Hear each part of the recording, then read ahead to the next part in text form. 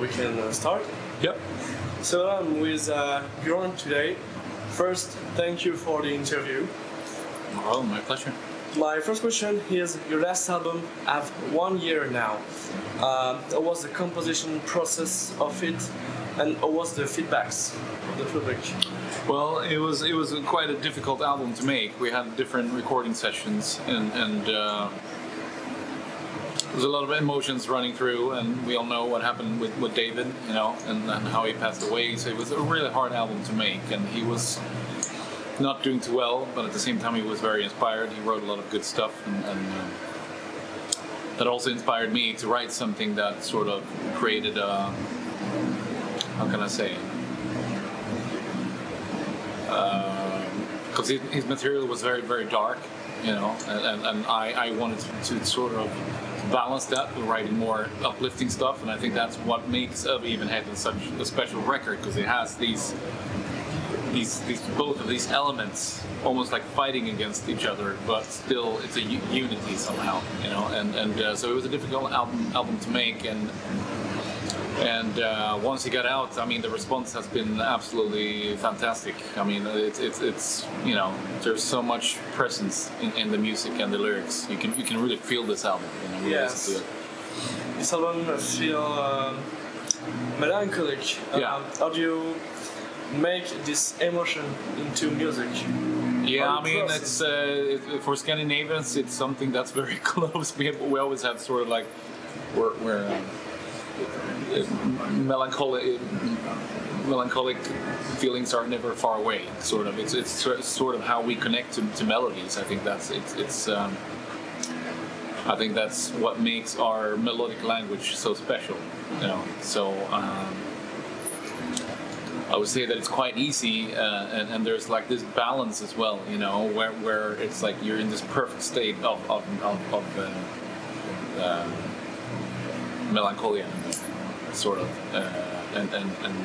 or melancholy, I should say, and that's when you can really express yourself both lyrically and musically. You know, you find that state, and so many good things comes out. Okay. Are you currently working on a new album of Soilwork or of Night Flight Orchestra? Not Soilwork. We're working on some stuff with the Night Flight Orchestra, but Soilwork is going to take some time, I think. I mean, this is the first tour, first long tour for the album, so we're busy promoting it, and we're still, you know, really enjoying playing these new songs live, you know, and so it's going to take some time. But yeah, Night Flight Orchestra will have something new pretty soon. It might be like a single or here and there, but then probably a new album next year. So. Okay. Since all these years and albums in Soilwork, how do you keep this energy and this inspiration through the years? I mean, sometimes it's not easy. You know, it's we've done so much touring, we've released so many albums, and there's been lineup changes, and so it's been. It's been a wild journey, to say the least, you know, and I mean, as long as I sort of get that, I can connect emotionally to when I write material, you know, for Soilwork. I think that's really where it starts. You know, you find the inspiration, and then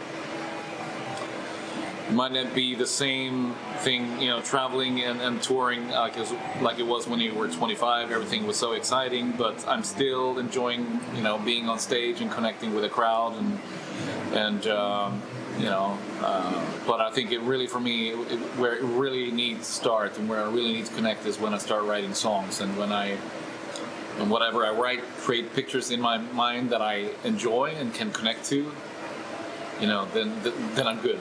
If I wouldn't have that, I would quit a long time ago. So yeah, as long as I have that. What is your vision about the evolution of Soilwork since the beginning to now? I mean, it's you know, I was 19 when the first album was released. You know, I started the band in '96. I was 17.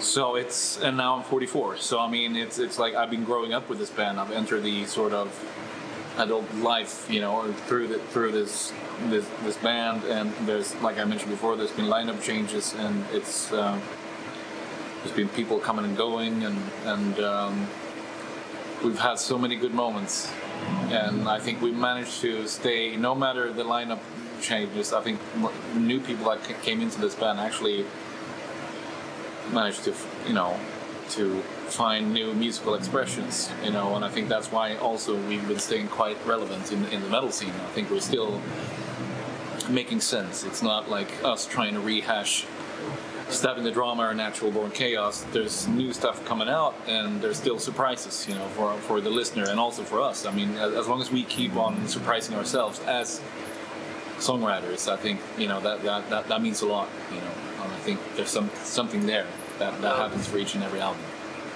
About the last album, can you talk about the 3 instrumental songs on this album, and can you explain their role? Well, I mean, I think the recent albums, we like to make these sort of passages, that connects the songs, instead of just having all the track order is just a song and then ends and there's a new one. It's kind of nice to connect songs and build sort of bridges in between songs, and some of these tracks are really like Morgongova. It's quite, I don't know, it's kind of hard to describe, but it's very, I guess, a little bit surprising in a sense, like melody wise, but it's a really beautiful piece, and I think it creates a really sort of uplifting bridge between the darker elements that runs through some of the songs. So I think that's what we try to work with different moods and connect these moods and build bridges.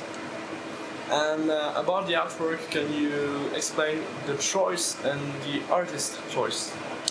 Well, this was a friend of David's, and he had this idea of doing sort of a hand-drawn based cover, and we haven't really had that before in the same sense. And his friend came up with this skit, and then it's like, wow, that looks pretty cool. And then we started to play around with the colors a little bit, and that's where we ended up having this sort of purple elements, and then the bird being the only colorful piece, and I think it created really nice depth. And you see those trees that, there's like an alleyway, and it kind of sucks you in a little bit when you look at it. And those trees are very typical for the south of Sweden, where I'm from. And they look, so when you see them on a foggy day, they look sort of like eerie, and I don't know. There's something about it. It's really beautiful. I think it really fits this cover as well, and also sort of the bird being the center of attention as well. But also this cover add another dimension to the album, and is added another dimension to the album, that's feel more melancholic with this artwork. That was the intention. Yeah, absolutely. I mean, I think the cover is very important. We live in times where people don't seem to care about albums anymore. Thankfully, we're in the metal genre where most people enjoy physical products and all that stuff, and they like albums, and they like to listen from song number 1 to song number 13 all the way through, because it makes sense. It's all planned, and I think the cover also is important. Okay. So I think it definitely brought an extra depth to back up the vibe running through the album. I think you do 4 days in France. How the tour is going? Very good. I mean, we're going to spend a whole week in France. We're just doing French dates from Monday to Sunday, so that's pretty cool. I don't think we've done that before. So far so good. Really good. First time in Lille. So, yeah, it's very cool. As far as I know, I can't remember us being in Lille, so that's really cool. We're excited. Okay. What is your current vision of the metal scene, especially the post-COVID metal scene? Well, everything it's quite strange, when it comes to touring. It's so much competition. There's some tours that have been postponed and delayed. So now everything is trying to pick up where we left, and that creates a lot of, a lot of traffic. And it's hard to say where metal is at right now, but I don't know. I think it's doing pretty well, lot of young bands coming out, and I think a lot of bands created some really magical stuff during COVID. You know, had downtime and was able to write some really killer music. So that's cool. Have you planned to do a record of this tour, video record or just audio record? We have not planned that, no. But I think maybe in the near future it would be cool to release another, like a full concert. I guess we don't release DVDs anymore, or maybe we do. I don't know, but it's like that's more published on YouTube. Or... Yeah, like a concert film. I would like a classic concert film, like they used to do in the 70s, 80s. Yeah. You know, that would be cool. What is your definition, your own definition of an artist? My own definition of an artist? Yeah. Yeah, I mean, I've been asking myself that question many times. If I am like a typical artist, am I? I mean, I'm quite sensitive. I have a really sort of. I connect very easily to my I'm very emotionally driven, you know, when I write music, and I think that's it. That I guess that is in some way quite artistic, but then I'm also very much, you know, I mean, I come from a sports background. I used to play hockey. That was supposed to be my career. So I became a singer very randomly, but I also felt when I was playing hockey that I didn't really fit in among the typical sports people, whatever, or that kind of mentality. Not saying that everyone is like that, of course not, but, you know, there was some, I never really felt that I fit in. And then sometimes in the music world, it also happens sometimes that I don't fit into like the typical artist, whatever that might be. So I think I'm somewhere in the middle, and usually it works out fine. And I think that's maybe sometimes an advantage. I don't know, so I can sort of get perspective on things. But I don't know what is an artist. I mean, somebody who can really connect emotionally to what they do. Okay. Creatively, yeah. My last question is, can you tell some last word for your fans and for listeners?